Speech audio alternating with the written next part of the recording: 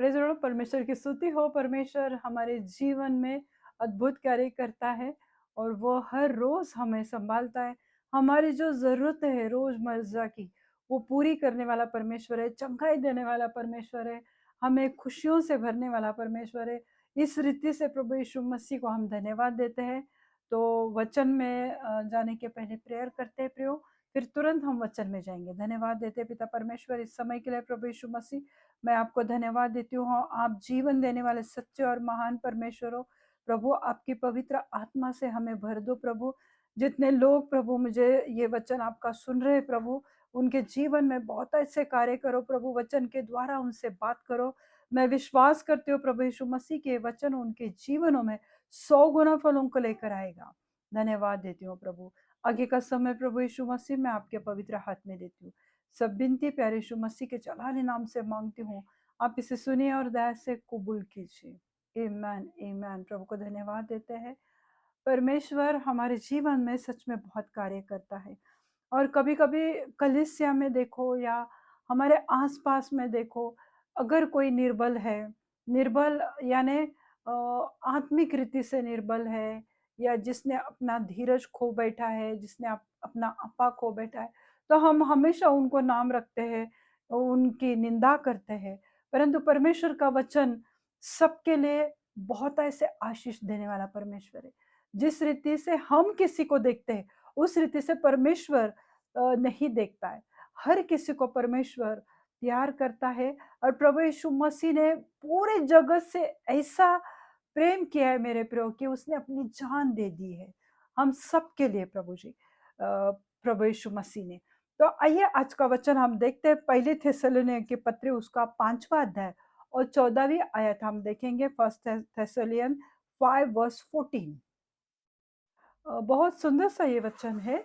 हे भाइयों, पौलुस कह रहा है थिस्सलुनीय की कलीसिया को, हे भाइयों, हम तुम्हें समझाते हैं कि जो ठीक चाल नहीं चलते उनको समझाओ, कायरों को ढाढ़स दो, निर्बलों को संभालो, सबकी ओर सहनशीलता दिखाओ।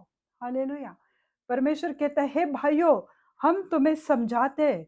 यानी पौलुस अपने कलीसिया के लोगों को, अपने शिष्यों को, अपने चेलों को वो कह रहा है कि हे भाइयों, हम तुम्हें समझाते हैं कि जो ठीक चाल नहीं चलते, ठीक चाल नहीं चलते इसका मतलब जो बिगड़े हुए, जो आलसी लोग हैं, जो कलीसिया नहीं जाते, जो प्रेयर में नहीं बैठते, जो बाइबल नहीं पढ़ते, जो परमेश्वर के संगति में सहभागिता में नहीं रहते हैं, जो परमेश्वर से दूर चले गए हैं। ऐसे बहुत सारे आलसी लोग हैं कि अभी थक गए, अभी प्रेयर को टाइम नहीं है, अभी ऑफिस जाना है, बहुत गड़बड़ी है, तो चलो हम रात को करेंगे, रात को थक कर आने के बाद प्रेयर नहीं हो पाती है। तो ऐसे बहुत सारे आलसी लोग हैं मेरे प्रो और बिगड़े हुए लोग कि जिन्होंने परमेश्वर से बलवा किया, जो परमेश्वर के प्रभु यीशु मसीह के क्रूसिफिकेशन, उसके रेजरेक्शन पर विश्वास नहीं करते हैं, प्रभु यीशु मसीह की खिल्ली उड़ाते। मैंने सुना था कि कुछ लोगों ने प्रभु यीशु मसीह के बारे में कहा कि वो क्या 4 किलो पर लटका हुआ परमेश्वर है। तो यानी वो बिगड़े हुए लोग हैं। हमें गुस्सा आता है प्रभु यीशु मसीह के बारे में, अगर कोई उल्टा सीधा कहता है, हमें बुरा लगता है, परंतु हमारा प्रभु यीशु मसीह उस रीति से नहीं देखता। वो उनको भी बेहद प्रेम करता है, वो उन्हें भी वक्त देता है सुधारने के लिए। तो बहुत सारे ऐसे बिगड़े हुए लोग हैं जो गुस्से में आकर बाइबल फाड़ देते हैं, बाइबल पैरों से कुचल देते हैं। वो सब बिगड़े हुए लोग हैं जिन्होंने परमेश्वर की निंदा की है, जो परमेश्वर के खिलाफ गए हैं। तो ऐसे बिगड़े हुए जो लोग हैं मेरे प्रभु, और जो आलसी लोग हैं कि जो प्रार्थना ही नहीं करते, सहभागिता नहीं करते, स्तुति आराधना नहीं करते, परमेश्वर को समय नहीं देते, और इतने आलसी कोई कोई तो हम देखते कि प्रेयर ऑफिस काम भी नहीं करते हैं, बस घर पे सोए पड़े रहते हैं। ऐसे लोग हैं मेरे प्रो। तो जो इसलिए कहा गया कि ठीक चाल नहीं चलते, यानी जो परमेश्वर के नजर में ठीक चाल चलनी चाहिए, जो परमेश्वर की पवित्रता का मार्ग है, जो धीरज का मार्ग है, तो वो उस पर वो नहीं चलते। तो वहां पे लिखा है कि यदि कोई विश्वासी भाई या बहन बिगड़ गई है या अलसी हो गई है, आत्मिक कमजोरी की स्पिरिचुअल रीति से वो कमजोर हो गए या पाप में गिर जाते हैं, उनको कहा गया है कि वो बिगड़े हुए लोग हैं, कि जो पाप में गिरते हैं, जो अलसी है, जो परमेश्वर में नहीं बैठते, परमेश्वर को समय नहीं देते। तो ऐसे बिगड़े हुए भाई या बहन जो आत्मिक रीति से कमजोर हो गए हैं, आत्मिक रीति से वो अलसी हो गए, बिगड़ गए या पाप में गिर गए हैं, तो उनसे नफरत करने की बजाय नम्रता से उसे वापस सही मार्ग पर लाना, प्यार से उन्हें समझाना। ये परमेश्वर का वचन कहता है कि हमारी नजर में वो बिगड़ गए, हम उनको नाम रखते, हम उन्हें नीचा दिखाने की कोशिश करते, उनके ऊपर कभी कभी गुस्सा हो जाते। परंतु परमेश्वर का वचन कहता है, पौलुस कहता है कि ऐसे बहुत सारे लोग हैं कि जो बिगड़ चुके हैं, जो परमेश्वर के मार्ग से भटक चुके हैं, जो आत्मिक रीति से ठंडे पड़ चुके हैं, जो परमेश्वर में समय नहीं देते हैं, तो वो जो पाप में गिर गए हैं, तो वो उनसे नफरत करने की बजाय कि ये देखो, ये प्रेयर नहीं करते, ये लोग ये पाप में पड़े हुए, शराब पीते हैं या व्यभिचार करते हैं, ऐसे उनसे नफरत करने की बजाय उन उनको नम्रता से परमेश्वर का वचन सिखाओ, नम्रता से उनसे बात करो और उन्हें वापस सही मार्ग पर लेकर आओ, क्योंकि वो परमेश्वर के मार्ग पे चल रहे थे, वो विश्वास पकड़ रहे थे, विश्वासी मसीह थे। पर जैसे कुछ साल बाद या कुछ सरकमस्टेंसेस की वजह से वो परमेश्वर से दूर चले गए, तो प्रभु का वचन कहता है कि उन्हें समझाओ और वापस परमेश्वर के मार्ग में लाने के लिए उन्हें नम्रता से उनसे बात करो, समझाओ। और दूसरी बात है कि प्यार से समझाओ, गुस्सा दिला करके तुम लोग क्यों नहीं चर्च को आ रहे, क्या हो गया, कैसे हो गया, ये मत करो, उन्हें प्यार दिखाओ, प्यार से नम्रता से उन्हें समझाओ। आगे वचन में लिखा है, कायरों को ढाढ़स दो। अभी कायर यानी डरपोक, जो डर जाते, जो बुरी परिस्थिति देखकर डर जाते, जो बड़ी बीमारी को देखकर डर जाते, जो हालातों को देखकर डर जाते, उन्हें कायर कहा गया है। या जब किसी के ऊपर भावनात्मक और आत्मिक दुख आता है, भावनात्मक यानी जो फीलिंग्स में, जो हमारे मन में, हमारे हृदय में जब कोई भावना आती है, तो वो दुख की रहती है, कभी निराशा की भावना रहती है। तो उस रीति से भावनात्मक और आत्मिक जब दुख आता है, भावनात्मक यानी निराशा, अकेलापन और बड़ी बीमारी, ऐसे कुछ भावनात्मक इश्यूज है लोगों के, ऐसे जो उन्हें बाइबल में कायर कहा गया है।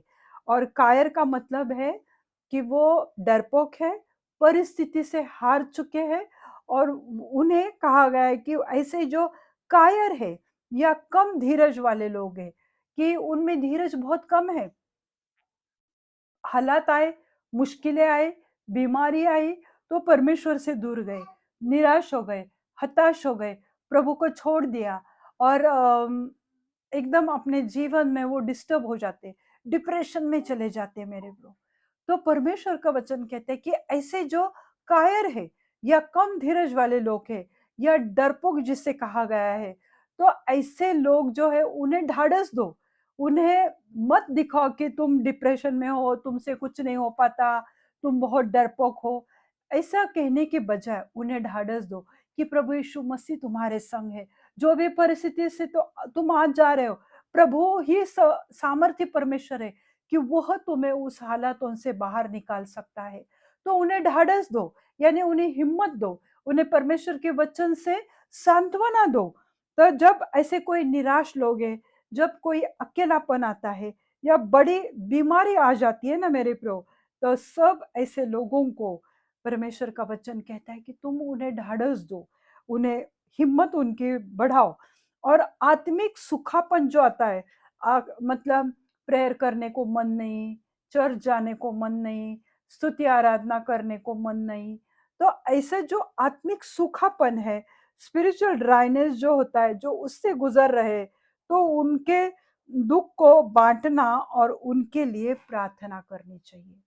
जो लोग कायर हो चुके हैं, जो आत्मा में उनका आत्मा सूख गया है, आत्मिक रीति से सूखापन है, और जो हालातों से भावनात्मक रीति से जो भी निराश हो चुके हैं कि ये नहीं हो पाएगा मुझसे, ये कर्जों से मैं बाहर नहीं निकल सकूंगा, या ये बहुत बड़ी बीमारी जो आई है तो मैं उससे नहीं निपट सकता, तब वो लोग निराश हो जाते हैं, डिप्रेशन में चले जाते हैं। तो उसे वो जो भावनात्मक है, और हम देख रहे कि आत्मिक दुख यानी जब इंसान दुखी हो जाता है तो कभी कभी वो परमेश्वर को छोड़ देता है, तो उनमें आत्मिक सूखापन आ जाता है, स्पिरिचुअल ड्राइनेस उनमें आ जाती है।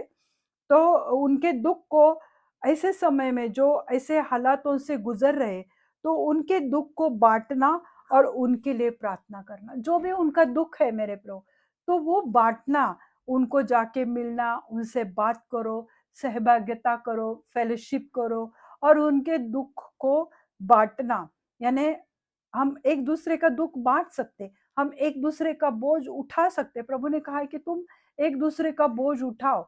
ये बोझ यही है कि जो कोई निराश इंसान है, दुखी इंसान है, चाहे वो बहुत भावनात्मक रीति से हो, आत्मिक रीति से हो, तो उनके लिए हमें प्रार्थना करना है।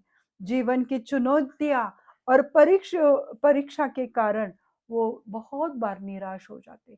जीवन की जो चुनौतियां है, जो भी लोगों के जीवन में परीक्षाएं आती है, बहुत अलग अलग तरह की परीक्षाएं, कि किसी को बच्चा नहीं हो रहा है, किसी को प्रमोशन नहीं मिल रहा है, किसी को जॉब नहीं है, किसी की शादी तय नहीं हो रही है। तो ये सब बातें क्या है मेरे प्रो, कि वो जीवन की चुनौतियां है, कि मुझे ये नहीं हो रहा है मेरे जीवन में। तो ऐसे सब परिस्थिति में हमें उनके लिए प्रार्थना करना है, उनको ढाढ़स देना है मेरे प्रो। तो वो जीवन की चुनौतियां और परीक्षा के कारण वो निराश हो जाते। दूसरों के जो प्रॉब्लम है उसको इस रीति से महसूस करो कि वो तुम्हारी प्रॉब्लम है। जब हम सोचते हैं हमारे पड़ोस में, हमारे आसपास अगर किसी की कुछ बहुत बड़ी प्रॉब्लम चल रही है, तो वो उसके ऊपर मजा लेने के बजाय हमें ऐसा महसूस करना है कि ये मेरी प्रॉब्लम है। अगर उनके घर में कोई गुजर गया है, अगर उनके बच्चे कहीं दूर चले गए माँ बाप से, तो वो उनका दुख, उनका दर्द, उनकी परेशानियां हमने महसूस करनी चाहिए, कि सच में ये लोग इतने बड़ी मुश्किलों में से जा रहे, चाहे वो हमारे रिश्तेदार होंगे, चाहे वो हमारे फ्रेंड होंगे, जो भी है। Excuse me. तो दूसरों के प्रॉब्लम को इस तरह महसूस करना मानो वो तुम्हारी खुद की प्रॉब्लम है। जैसे कि किसी की मृत्यु होना, तो वो जब हम उनके साथ उनके दुख को बांटने जाते हैं, तब हमें उनके लिए उस बोझ से हमें वो प्रार्थना करनी है। तो वो किसी की मृत्यु, अचानक आई विपत्ति, अभी किसी का बहुत अच्छा चल रहा है, उनके फैमिली में कोई दिक्कत नहीं, पर अचानक समझो उनका जॉब चला गया, अचानक बिजनेस खत्म हो चुका, फाइनेंशियल क्राइसिस में आ गए, बच्चों की फीस भरनी है, शादी करनी है, बहुत सारी मुश्किलें, कैसे करेंगे, कहाँ जाएंगे? ऐसे समय में हमने उन्हें सांत्वना देना चाहिए कि वो उसके घर में हुआ है, वो मेरे घर में है। ऐसा उनके दुख दर्द को महसूस करके, उनके प्रॉब्लम को, उनकी मुसीबतों को महसूस करके हमें उनके लिए प्रार्थना करना है। और अगर किसी की गंभीर बीमारी है, तो वो अपने ही बच्चों की है, ऐसे समझ लो, अपने ही भाई बहन की, अपने ही माता पिता की है। इस रीति से समझकर हमें वचन कहता है, कायरों को ढाढ़स दो, यानी इस रीति से हमें उन्हें ढाढ़स देना है, उनके साथ हमें उनके दुख को हमें बांटना है मेरे ब्रो। आगे लिखा है, निर्बलों को संभालो। तो यहाँ हमें हमें एक दूसरे की मदद करनी है मेरे ब्रो, चाहे वो फाइनेंशियल रहेगी, जितना तुम्हारे से बन पाएगा तो हमें वो करना है। हालेलुया। या किसी से अच्छे से बात करके, उनके साथ प्रार्थना करके, वचन के द्वारा बात करके, उनके साथ इस रीति से बात करो कि वो लोग ढाढ़स बनने पाए। आत्मिक सूखापन जैसे कि लड़ाइयाँ हैं, मैं उनके लिए मध्यस्थता की प्रार्थना करो। जो भी ऐसे आत्मिक सूखापन से जा रहे, जैसे मैंने पहले बोला कि निराशा है उनके जीवन में, अकेलापन है, तो वो आत्मिक निराशा है, तब वो परमेश्वर से दूर चले जाते हैं। तो ऐसे समय में हमें उनके लिए मध्यस्थता की प्रार्थना करना है, इंटरसेशन हमें करना है। भले हम उनके घर जाकर प्रार्थना करके आए, फिर भी अपनी प्रार्थना में उनको याद करना है, इंटरसेशन उनके लिए हमें करना है। किसी को गिरता देखकर उनका न्याय मत करो कि हाँ, ये इसलिए गिरे क्योंकि उन्होंने ये पाप किया, ये बीमारी इनके ऊपर इसलिए आई कि उनके ये प्रॉब्लम्स थी, उन्होंने ये पाप किया है, गलतियां की हैं, परमेश्वर के खिलाफ कुछ किया है। हम तुरंत किसी का भी न्याय करने को खड़े रहते हैं मेरे प्रभु, परंतु परमेश्वर कहता है कि तुम किसी का भी न्याय मत करो। अगर जो कोई पाप में गिरा है तो उनका तुम न्याय मत करो। जैसे कि बाइबल में हम देखते हैं उस व्यभिचारी स्त्री के बारे में। हालेलुया। वो व्यभिचारी स्त्री को सब पथराव करने के लिए, पत्थर उठाकर उसको मारने के लिए प्रभु यीशु मसीह के पास लेकर आए थे।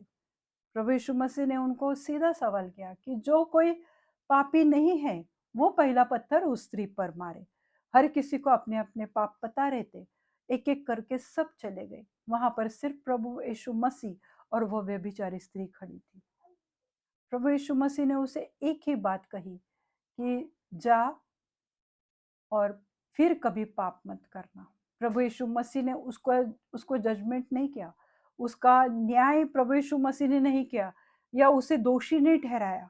प्रभु ने कहा, प्रभु यीशु मसीह ने, जा फिर कभी पाप मत करना। हालेलुया। तो जिस रीति से प्रभु यीशु मसीह ने निर्बलों को ढाढ़स दिया, जिस रीति से प्रभु यीशु मसीह ने अपने चेलों से उसने प्रेम किया है, जिस रीति से प्रभु यीशु मसीह ने लाजरस को 4 दिन बाद उसे जीवित किया, तो ये सब क्या है मेरे प्रभु, कि प्रभु यीशु मसीह ने उनके साथ मध्यस्थता की प्रार्थना की, उनसे उनके साथ फेलोशिप की। ये प्रभु यीशु मसीह ने सिर्फ अपने चेलों या अपने दोस्तों के लिए ही नहीं किया। और जब प्रभु यीशु मसीह को पकड़वाया गया था, तब पतरस को गुस्सा आया, उसने अपनी तलवार निकालकर रोमी सिपाही का एक का कान छाट लिया, उसने कट कर दिया। तो प्रभु यीशु मसीह ने तुरंत उसका कान लगाया।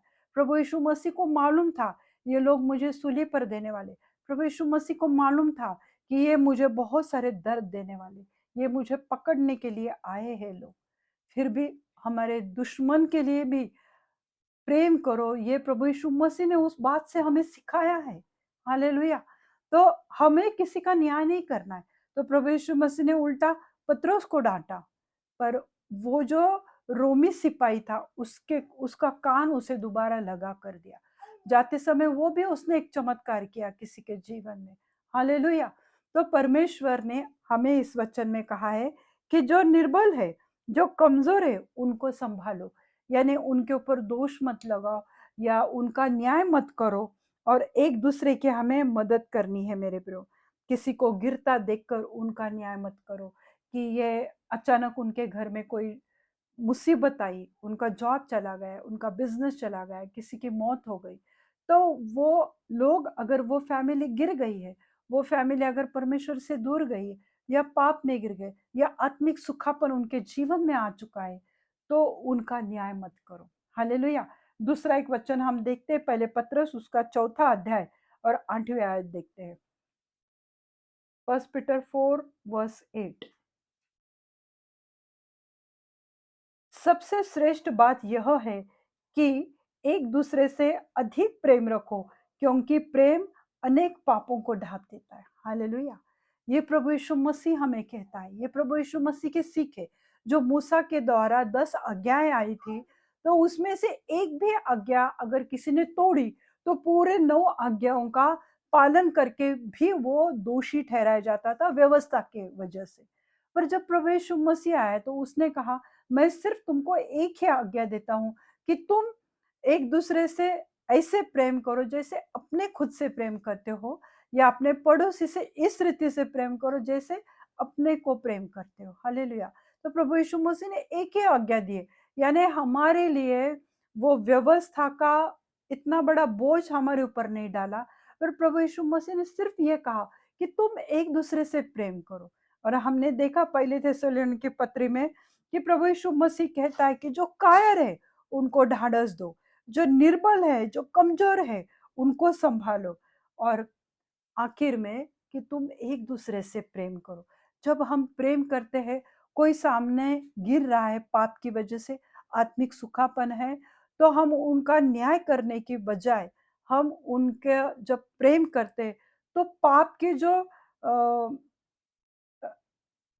क्योंकि प्रेम अनेक पापों को ढाँप देता है, जो पाप उनके जीवन में है या हमारे जीवन में। पर जब हम एक-दूसरे से प्रेम करते, न्याय करने की बजाय, तो वो पाप को परमेश्वर ढक देता है। अगर उनका न्याय करेंगे, तो प्रभु आपके ऊपर या मेरे ऊपर पापों की बहुत सारी रास खड़ी करेगा। तो अगर हम एक-दूसरे से प्रेम करेंगे, किसी निर्बल की सहायता करेंगे, जो कायर है, जो डरपोक है, डरपोक यानी आलसी है परमेश्वर के कार्य के लिए, या कम धीरज वाले लोग हैं, हमें उन्हें उनका न्याय न करते हुए हमें प्रेम से उन्हें सिखाना है, समझाना है, और दोबारा परमेश्वर के मार्ग में नम्रता से लेकर आना है। हालेलुया। जैसा प्रभु यीशु मसीह ने हमसे प्रेम किया है, वैसे ही एक दूसरे से हमें प्रेम करना है। आखिर में जो थिस्सलुनीके पत्र उसका 5वां अध्याय और 14वें आयत हम देख रहे थे, उसका आखिरी भाग है, सबकी ओर सहनशीलता दिखाओ। सबकी ओर, जो तुम्हें तंग करते, जो तुमसे प्रेम करते हैं, जो तुम्हें सताते हैं, किसी कारणवश ट्रैफिक में फंस गए हैं या कुछ हो जाता है अचानक से, प्रभु का वचन कहता है कि सबके साथ, हर एक बात में, हर एक परिस्थिति में, हर एक टेंशन में अपने आप पर सहनशीलता दिखाओ, सहन करने की ताकत रखो, और दूसरों को भी सहनशीलता दिखाओ। कोई गाली गलौज कर रहा है तो 4 गाली तुम भी मत दो। प्रभु कहता है कि सहनशीलता, सबकी ओर सहनशीलता दिखाओ। सबसे बड़े बात, लोगों को सुधारना या उनकी मदद करना आसान नहीं होता है। किसी को पाप से दूर करके उन्हें परमेश्वर के मार्ग में लाना, ये आसान बात नहीं है मेरे प्रियो। उनको सुधारना, कोई बहुत मुंह फट है, कोई बहुत गाली गलौज करता है, कोई बहुत झगड़ालू है, शराबी है, व्यभिचारी है, तो उनको बदलना ये आसान नहीं होता है मेरे प्रियो। ये बहुत कठिन है। उसके लिए क्या चाहिए? सहनशीलता, कि तुम उनके लिए प्रार्थना करे जा रहे, प्रार्थना करे जा रहे, वो उन लोगों में कोई बदलाव नहीं। वो लोग शराब पीते जा रहे, जो पाप है वो करते जा रहे। एक दिन थक हार कर हम उनके लिए प्रार्थना करना छोड़ देते, परंतु प्रभु कहता है कि सहनशीलता दिखाओ। जो भी है, तुम अगर प्रेम करते हो उनके साथ, तो सहनशीलता भी तुम्हें दिखानी। अगर तुम्हारे बच्चे तुम्हारी बात नहीं मानते, थोड़ा सहनशीलता से हमें, जब हम चुप रहते हैं माँ बाप, तो इसका मतलब ये नहीं कि वो कमजोर हो चुके, वो सहन करते बच्चों की बातें, ताकि वो सीख पाए, ताकि वो आगे बढ़ पाए, ताकि वो भी तुम्हारा देखकर बर्ताव, वो अपने बर्ताव को चेंज करने पाए। तो उनको सुधारना, ऐसे बहुत सारे लोग हैं कि सबसे बड़ी बात, लोगों को सुधारना या मदद करना आसान नहीं होता। कभी कभी किसी को मदद करके भी लोग तुरंत पलट जाते, लोग कभी उस बात का याद नहीं करते कि अरे इन्होंने हमारी सहायता की थी। तो ये आसान नहीं, इसलिए मसीही जो लोग हैं, जो प्रेम में धीरज बहुत जरूरी। जब तुम किसी से प्रेम करते हो, कोई गलती कर भी रहा है, तो भी तुम्हें पेशेंस रखना पड़ेगा, धीरज रखना पड़ेगा, क्योंकि तुम्हें उनमें बदलाव चाहिए। कलीसिया ने, या कलीसिया में या समाज में, हर एक व्यक्ति एक जैसा नहीं होता, हर एक व्यक्ति अलग अलग होता है। उसके नेचर, उसके बात करने का तरीका, उसकी स्पिरिचुअलिटी, उसका स्पिरिचुअल ड्राइनेस या जो भी है वो अलग अलग होता है। कोई कोई बहुत ज़्यादा धर्मीय होता है, कोई भावनात्मक रीति से कमज़ोर होता है मेरे प्रभु। तो परमेश्वर का वचन कहता है, हे भाइयों, हम तुम्हें समझाते हैं कि जो ठीक चाल नहीं चलते, यानी जो बिगड़े हुए हैं, जो आलसी है, उनको समझाओ। उन्हें कभी कभी फटकारना भी चाहिए परमेश्वर के वचन से, पासबाद नहीं। कायरोन को ढाढ़स दो, निर्बलों को संभालो, सबकी ओर सहनशीलता दिखाओ। ये परमेश्वर का वचन आज हमसे बात कर रहा है कि हमें सहनशीलता दिखानी है। परमेश्वर अगर हमारे प्रार्थनाओं को जवाब नहीं देता, हम लोग धीरज धर कर प्रार्थना करते जा रहे, उपवास करते जा रहे, फिर भी सालों साल हमारे प्रार्थनाओं का जवाब नहीं मिलता है, फिर भी तुम्हें सहनशीलता दिखानी पड़ेगी, धीरज से तुम्हें प्रार्थना करनी ही पड़ेगी। प्रभु अपने सब समय में आपको याद करेगा और आपके मुसीबतों में वो आपकी सहायता करेगा। मैं विश्वास करती हूँ इस वचन के द्वारा प्रभु ने आपसे बात की। आइए हम प्रार्थना करते हैं। धन्यवाद धन्यवाद धन्यवाद देते पिता परमेश्वर, इस समय के लिए प्रभु यीशु मसीह मैं आपको धन्यवाद देती हूँ। आप जीवन देने वाले सच्चे और महान परमेश्वर हो प्रभु।